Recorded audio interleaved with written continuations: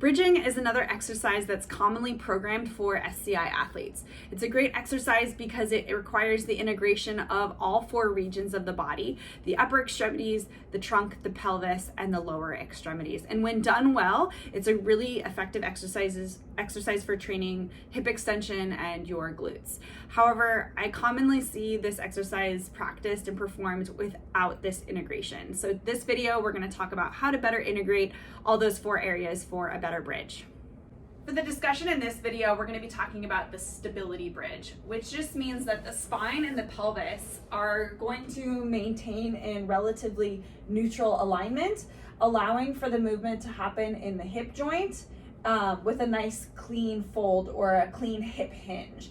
This requires equal work between the front part of the body and the back part of the body, so that the body isn't folding, the spine isn't folding or arching in the bridge. You have a nice neutral spine here, and the work is directed in the hip extensors. One compensation pattern I usually see for bridging in cervical level SCI athletes and thoracic level SCI athletes is an overarching of the back. So the movement sort of is initiated by pressing the elbows into the table, the ribs flare up, and then the hips kind of hover, but they're sort of being left behind in the bridge department here. This just means the bridge is being initiated from your upper back, and it's not really involving or being initiated by the hips or the legs.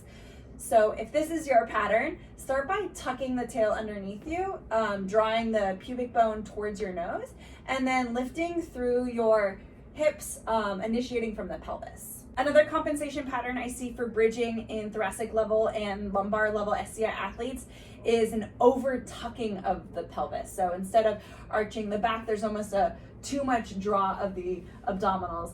Generally, it's caused by pulling on some sort of post or something overhead, where the athlete can leverage lats and abdominals to pull the hips up as opposed to pressing through the feet. So if this is you, just bring your arms up towards the ceiling, draw your shoulders out of your ears, and then try to push through your feet a little bit more. Send your knees out long. This will help you not over tuck that pelvis and get a nice even contribution between the front side and the back side of your body for that bridge.